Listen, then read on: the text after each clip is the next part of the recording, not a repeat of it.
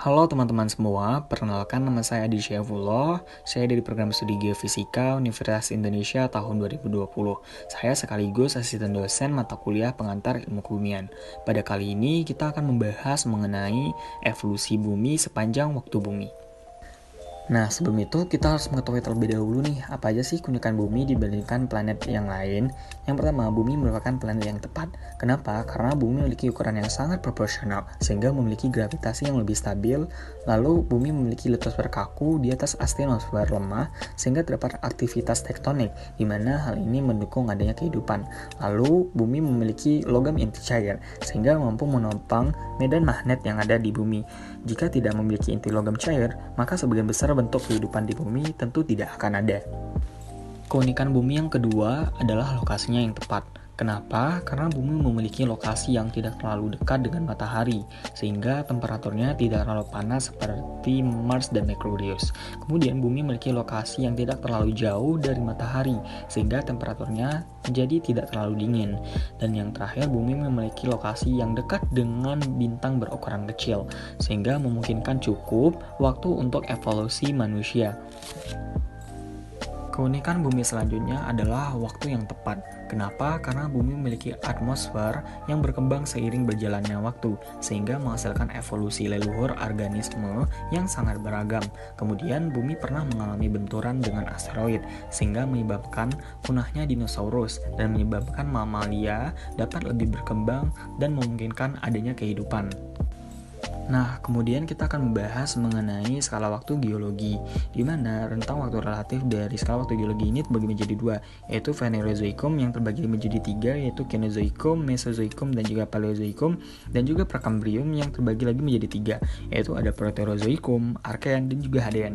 Pada era Kenozoikum, itu mengalami perbedaan periode dan juga perbedaan kala, di mana perkembangan tumbuhan dan hewan itu di mana manusia mulai berkembang, terdapat zaman mamalia dan juga kepunahan dinosaurus dan banyak spesies lain.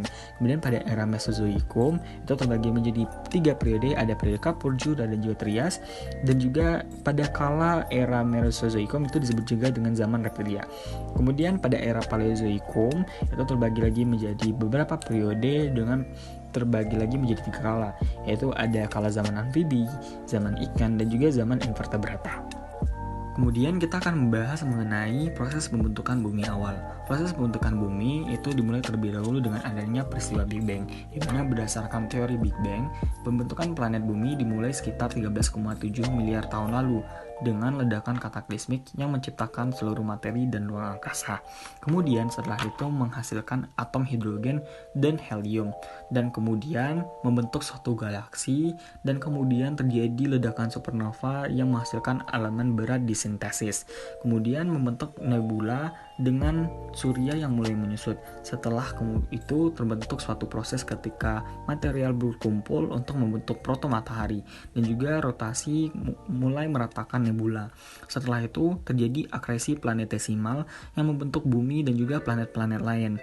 Kemudian terjadi bombardir berkelanjutan dan peluruhan elemen radioaktif yang menghasilkan samudera magma.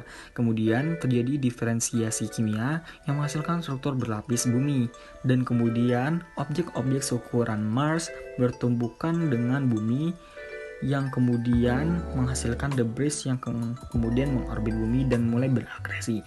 Setelah itu membentuk sistem adanya bumi dan juga bulan. Dan yang terakhir terjadi pelepasan gas yang menghasilkan samudra dan atmosfer primitif bumi seperti bumi saat ini. Kemudian kita akan membahas mengenai asal mula dan evolusi atmosfer dan juga samudra. Dalam pembentukan awal bumi, atmosfer kemungkinan itu tersusun atas gas yang paling umum dalam tata surya awal, yaitu hidrogen, helium, metana, amonia, karbon dioksida, dan juga uap air. Kemudian terjadi peristiwa di mana atmosfer awal tersebut diperkuat dengan proses yang disebut juga dengan pelepasan gas atau outgassing, di mana peristiwa ini terbentuk ketika gas yang terperangkap dalam interior bumi itu kemudian dilepaskan. Di mana peristiwa pelepasan gas dari ratusan gedung berapi aktif masih menjadi fungsi planet penting di seluruh dunia. Kemudian pembentukan oksigen di dalam atmosfer itu mulai terbentuk ketika adanya analisis kimia batuan yang menyatakan bahwa oksigen pertama itu muncul dalam jumlah signifikan di atmosfer sekitar 2,5 miliar tahun lalu. Peristiwa ini disebut juga dengan peristiwa oksigenasi besar.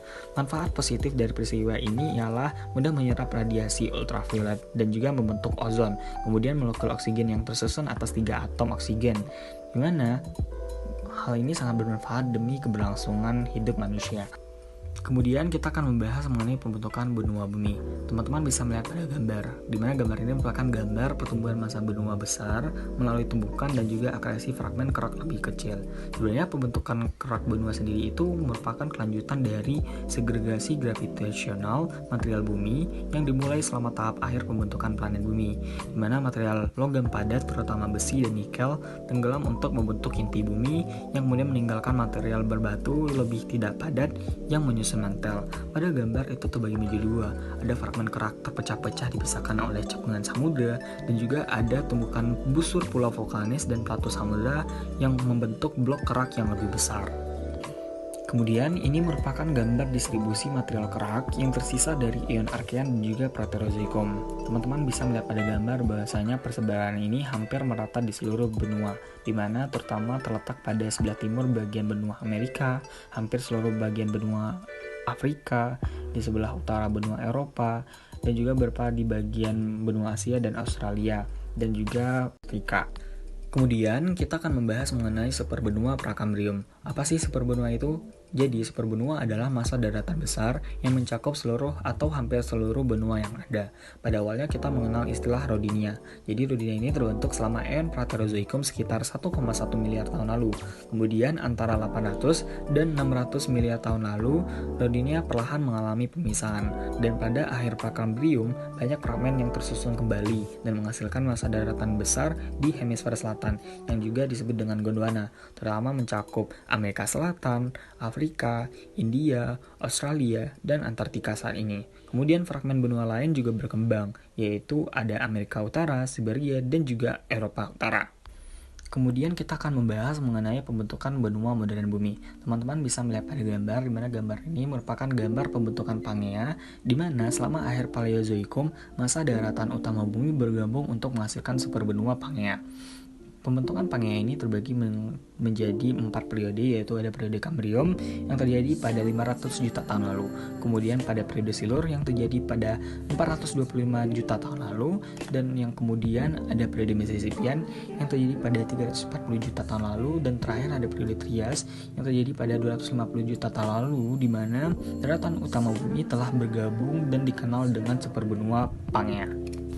Kemudian kita akan membahas mengenai evolusi kehidupan sepanjang waktu geologi. Teman-teman bisa melihat pada gambar bahwasanya kehidupan yang ada di bumi saat ini mengalami evolusi yang sangat panjang. Dimulai dari eon arkean, di mana bumi masih mengalami proses pembentukan dan juga oksigen berakumulasi di atmosfer.